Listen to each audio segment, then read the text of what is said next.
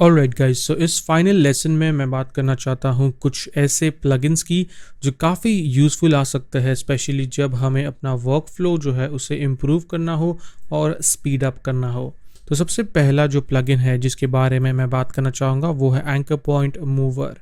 अब ये प्लगइन करता क्या है? ये प्लगइन बेसिकली एंकर पॉइंट को मूव करता है। तो वैसे तो हम एंकर पॉइंट को मैन्युअली भी मूव कर सकते हैं। फॉर एग्जांपल यहाँ पर मेरे पास एक टेक्स्ट है जिसका एंकर पॉइंट यहाँ पर इस कॉर्नर में है, बट मान लीजिए मुझे इस एंकर पॉइंट को सेंटर में मूव करना है या कहीं भी और मूव करना है। तो सेंटर में मूव करने का तो शॉर्टकट हमारे पास है जो कि है कंट्रोल होल्ड करना है और यहाँ पर जाकर एंकर पॉइंट पर डबल क्लिक करना है, जिससे एंकर पॉइंट सेंटर में आ जाएगा। बट अगर मुझे किसी और पर्टिकुलर जगह पे मूव करना है, जैसे मान लीजिए इस कॉर्नर में मूव करना है और मैं कुछ एनिमेशन पे काम कर रहा हूँ, तो मुझे क्या क्या करना पड़ेगा देखते हैं। सबसे पहले तो लेयर को सिलेक्ट करो, यहाँ पर जाकर पैन बिहाइंड टूल सिलेक्ट करो, फिर स्नैपिंग अगर ऑफ होगा तो उसे ऑन करो और फिर यहाँ पर जाकर इसे मूव करो। तो चलो एक टेक्स्ट है तो फटाफट हो गया, बट अगर समझिए ऐसे बहुत सारे अलग अलग शेप्स है या टेक्स्ट है जिनका एंकर पॉइंट मुझे मूव करना है, तो मैं क्या करूँगा।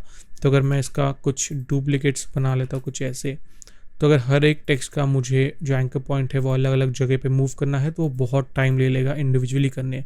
तो यहाँ पर काम आता है एंकर पॉइंट मूवर। अब anchor point mover animation composer करके एक स्क्रिप्ट है या एक प्लगइन है जिसके साथ एक स्क्रिप्ट आता है। तो आपको जाना है mrhouse.com/animation composer में और यहाँ पर जाकर इसे डाउनलोड करके इंस्टॉल कर देना है।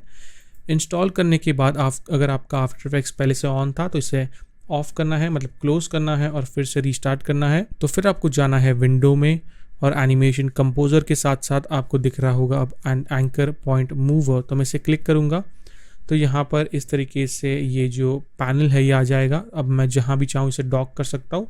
तो मैं मान लीजिए यहाँ पर इससे इस तरीके से डॉक कर देता हूँ। अब अगर मैं चाहूँ तो टेक्स्ट को सिलेक्ट करके डायरेक्टली जो एंकर पॉइंट है उन्हें मैं जहाँ भी चाहे वैसे मूव कर सकता हूँ इन आइकन्स पे क्लिक करके। और तो और अगर मैं सभी टेक्स्ट को सिलेक्ट करूँ और अगर क्लिक करूँ तो एक साथ वो सभी एंकर पॉइंट मूव होता है। तो बहुत ही सिंपल सी स्क्रिप्ट है बट बहुत ज़्यादा यूज़फुल है। अब जो नेक्स्ट प्लगइन है जो एनिमेशन कंपोजर के साथ आता है वो है की frame wingman, which is one of my most favourite plugin. तो की फ्रेम विंगमैन के बारे में तो हम लोग पहले ही देख चुके हैं कि कैसे हम ग्राफ एडिटर को एनिमेट करते हैं, तो वो भी आपको यहाँ पर मिल जाता है।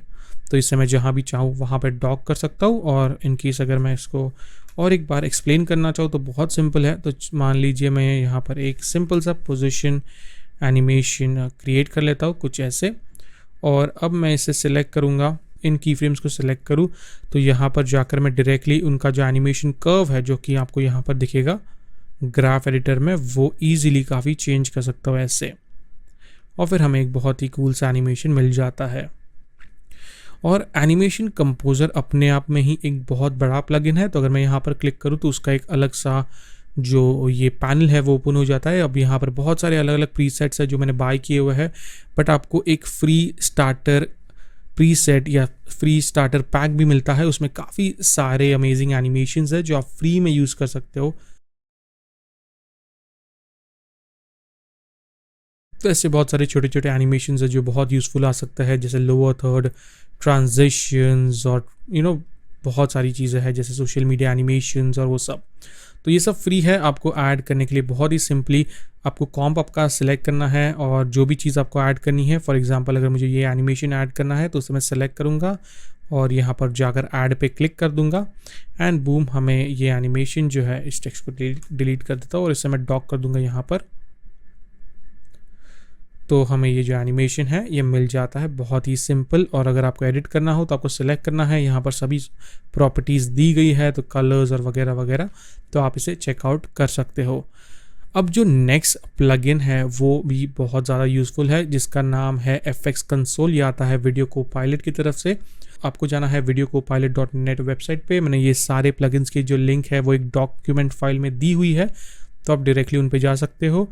ब्राउज़ करना है नीचे, और अगर आप विंडोज़ यूज़ कर रहे हो तो विंडोज़ का डाउनलोड कर लो, अगर आप iMac या मैक यूज़ कर रहे हो तो एप्पल का डाउनलोड कर लो, इंस्टॉल कर लो।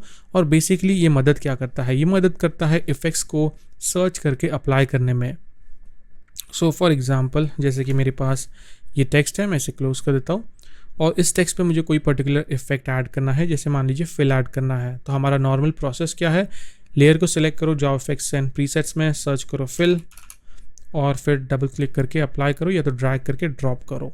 बट मैं एफएक्स कंसोल यूज़ करके कंट्रोल स्पेस बार अगर मैं प्रेस करूँ शॉर्टकट, तो इस तरीके से एक सर्च बार पॉपअप हो जाता है और यहाँ पर मैं सर्च करूँगा डायरेक्ट फिल, एंटर दबाऊंगा एंड ऐड हो जाएगा। बहुत फास्ट है। और इसके साथ साथ हमें बहुत कुछ और टूल्स मिलते हैं जैसे कि स्क्रीनशॉट टूल, थंबनेल टूल वगैरह वगैरह, तो आप इसे ज़रूर चेकआउट कर सकते हैं। मेरा तो ये one of the favourite plugin है। नेक्स्ट जो प्लगइन है वो भी एक्चुअली वीडियो कोपायलट की तरफ से है, जिसका नाम है सेबर, जो कि बहुत ही तगड़ा प्लगइन है। इस पर मैंने बहुत सारे अलग अलग ट्यूटोरियल्स बनाए हुए हैं, तो उनकी भी मैं लिंक दे दूंगा आपको, ताकि आप जाके ये प्लगइन कैसे काम करता है, थोड़ा सा एडवांस है बट आपको बहुत मज़ा आएगा इस प्लगइन को यूज़ करने में। तो मैंने लिंक्स दी हुई है, आप जाके उन ट्यूटोरियल को चेकआउट करके बहुत अमेजिंग चीज़ें बना सकते हो। एंड फाइनली जो फिफ्थ प्लगइन है जो कि फ्री है वो है डिस्प्लेसर प्रो। ये प्लगइन यूज़ करके आप बहुत ही डायनामिक डिस्प्लेसमेंट एनिमेशंस बना सकते हो। और इसमें इतनी सारी अलग अलग चीज़ें हैं, स्पेशली अगर आप इसे टाइपोग्राफी के साथ यूज़ करो तो आपको बहुत डायनामिक टेक्स्ट एनिमेशन बनाने में ये बहुत ज़्यादा यूज़फुल होगा, जैसा कि आप इस प्रीव्यू में देख सकते हो। तो मैं आप पे छोड़ूंगा कि आप जाके इन प्लगइन्स को एक्सप्लोर करो, ट्राई आउट करो अलग अलग चीज़ें, और इनको इंस्टॉल करना बहुत ही सिंपल है। जैसे आप कुछ भी इंस्टॉल करते हो आफ्टर इफेक्ट्स में, वैसा आप इसे इंस्टॉल कर सकते हो। तो चलिए डिस्प्लेसर प्रो का भी एक हम देख लेते हैं। इसे अप्लाई कर देना है इस तरीके से, टेक्स्ट पे कुछ नहीं दिख रहा है तो हम इस तरीके से यहाँ पर कुछ वैल्यूज़ को चेंज करके भी देख सकते हैं। यहाँ पर ये सेट है लुमिनेंस पर, अगर मैं सेट करूँ मान लीजिए अल्फ़ा पर, तो कुछ इस तरीके का जो लुक है वो हमें देखने मिलता है। हम एनिमेट कर सकते हैं इसके स्केल को और एंकर पॉइंट को। सबसे बेस्ट चीज़ ये है कि आपको एक मैप क्रिएट करना पड़ता है। तो अगर मैं रीसेट करूँ तो चलिए एक बहुत ही सिंपल सा मैप क्रिएट करते हैं। तो एक न्यू कॉम्पोजिशन हम लोग लेंगे, इसे नाम दे दूंगा मैप, और यहाँ पर कंट्रोल वाई प्रेस करके एक नया सॉलिड बना लूँगा और इफेक्ट्स एंड प्रीसेट्स में जाएंगे, सर्च करेंगे फ्रैक्टल नॉइस, और आफ्टर इफेक्ट्स में बहुत सारे अलग अलग इफेक्ट्स है, तो वो आपको जाके एक्सप्लोर करना है। बस सॉलिड क्रिएट कीजिए और अलग अलग इफेक्ट्स को डालिए उस सॉलिड पर और देखिए कि वो कैसे काम करता है। बहुत सारी चीज़ें आफ्टर इफेक्ट्स में ऐसी है जो आपको खुद एक्सप्लोर करके सीखनी होगी और आपको बहुत ज़्यादा मज़ा आएगा, ट्रस्ट मी। तो यहाँ पर जाकर कुछ प्रीसेट्स है, तो मैं सेलेक्ट कर लेता हूँ स्मूथ और इसे मैं सेट कर दूंगा ब्लॉक्स पे। तो हमें ये कुछ इस तरीके का जो मैप है वो मिल जाता है। तो चलिए इस मैप को मैं यूज़ करूँगा। जाएंगे रेंडर कॉम्प में, ड्रैग एंड ड्रॉप करेंगे, इस मैप लेयर को हाइड कर देंगे और फिर यहाँ पर मैप लेयर में मैं सेलेक्ट कर दूँगा उस मैप को। तो अगर मैं अब इसे मूव करूँ तो हमें बहुत ही ज़्यादा इंटरेस्टिंग से एनिमेशन मिल जाता है, जैसे ये रोटेशन हो गया एंड बहुत कुछ कर सकते हैं हम इस पर्टिकुलर प्लगइन के साथ में। तो मैं इन प्रॉपर्टीज़ को एक्चुअली एनिमेट भी कर सकता हूँ। फॉर एग्जांपल मैं इन सबको 0 0 0 पे सेट कर देता हूँ। इस तरीके से क्रिएट करते हैं एक की फ्रेम स्केल पर और कुछ ऐसे जाएंगे स्टार्ट में या यहाँ पर जाते ताकि दिखे हम क्या कर रहे हैं। यहाँ पर कुछ ऐसे रोटेशन भी दे देते हैं या थोड़ा बहुत स्केलिंग भी कर लेते हैं।